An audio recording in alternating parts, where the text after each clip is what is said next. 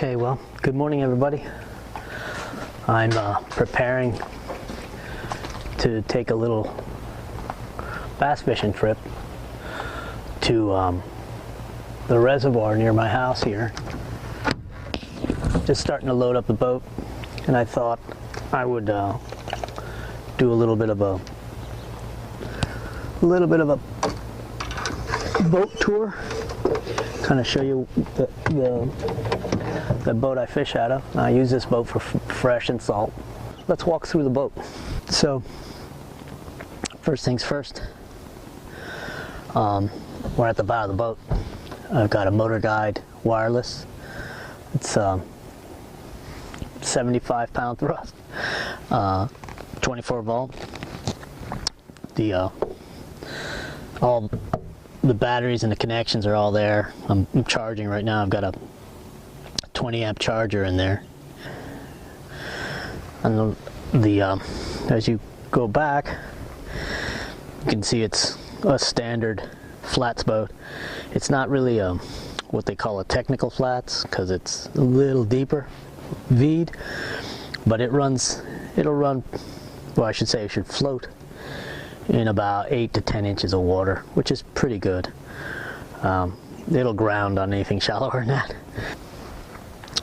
So console's got a little mini cooler in the front here. I added a little piece of that pad to help insulate it. It's not very well insulated, and so it doesn't hold ice very well, but it's okay for just sandwiches and some drinks.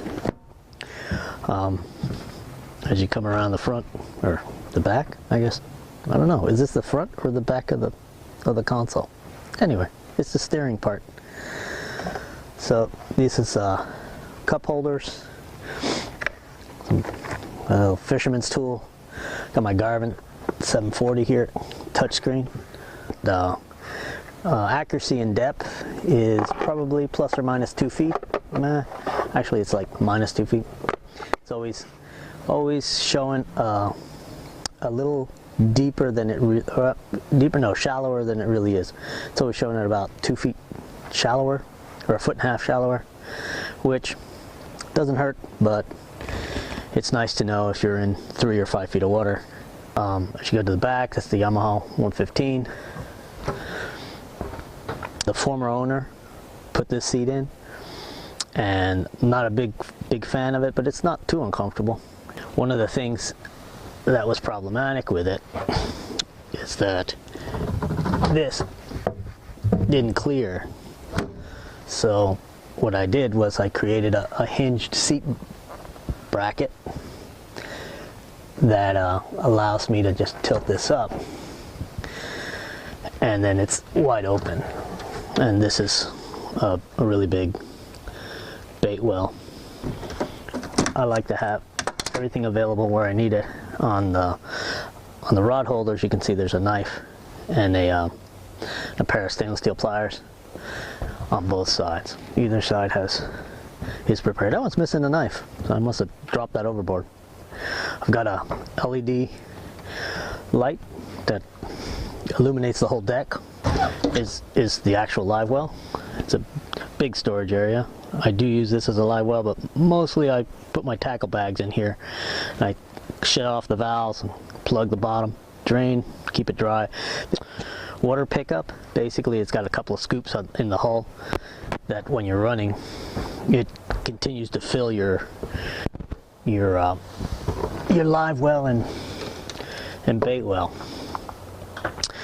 This is just a storage compartment right now that's in disarray. I had put it back together after my last fishing trip. This is my drift sock. God, everything's so cold and stiff. It's a cool November morning in North Florida. This is my throwable flotation device. And in here I've got the house battery, the little protective cover.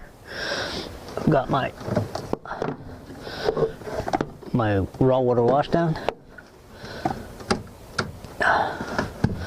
and the raw water washdown switch right there is watertight. I made that. The boat's a FlyCraft 18. It's on an aluminum trailer, and you can see it's got a little bit of a deep hull, so it's not super shallow, but keeps me out of trouble most of the time. I've got trim tabs on it. They're really handy for this boat. I've got a flats jack that keeps me out of trouble too. I use that constantly. Really can get you out of the shallows quickly, because you can jack it up and slowly get up on plane. I've got a power pole on this side, poling platform. Honestly, I don't like poling. That's what I have that trolling motor for, but it does have the holders for the pole. The center console is pretty standard. The only thing kind of unique about it is that it does allow you to access everything by tilting it up.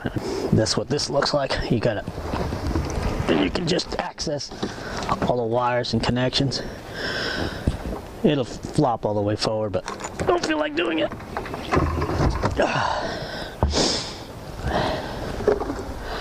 Also have some storage down here. There's also a little tackle center down below the seat. I keep anything that doesn't rust. I have the hydraulic pump for the flats jack. There's the starting battery and the water pump for the raw water washdown. I got a little marker buoy down there, some other things, my switch, battery switch. Boat has storage for 3 rods on each side. This is the big compartment up here, which just has a lot of storage. And the thing about a lot of storage is it means you just keep throwing things in there. And now I got things in there I don't really need. I have a little lean-to seat in there with the pedestal. Got a couple of toolboxes, a small cover for the console for when I'm docked away. It's got a gas fill on either side, so I really like that. It's a small thing, but it makes it easy when you're getting gas. So a couple of things that I'm going to do to improve the boat is, one, I'm going to change these plastic rod holders out. To my design, I have a design that I'll go ahead and put a photograph here. But I want to have a 4-rod holder and a tool rack. I also want to improve these lights, my deck lights. I'm going to get some LEDs to light up the deck a little better. Otherwise, the boat's really functional. The walk-around gunnels are really nice. I use it a lot. The front deck is good. You can fish 2 people off this deck pretty well. So you see the deck is pretty wide open. Gives you plenty of room to fish. A couple guys can fish out of this really comfortably. You can get a 3rd person in here. It gets a little bit tight, but I've owned the boat for about 2 years. It's an older model. It's like I think it's an 2004. Motor is the same year. It's got about 500 hours on it now. I put about 150 on it in a couple of years, and it runs pretty smooth. It runs pretty good. Top speed on it's about just under 40. It's about 38. With the wind at my back, I can get 40. Although I don't really run at full blast hardly ever. And I don't have a remote for my power pole, which I'm kind of glad. I really hate remote controls hanging all over me, believe it or not. So I'd rather just kind of stroll back here and push the button when I need to.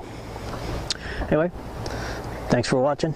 And today I'm setting up to go and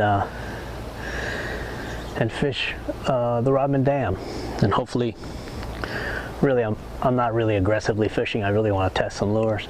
There's some real clear water. I hope to get some good footage of underwater shots of the lures. So anyway, stay tuned.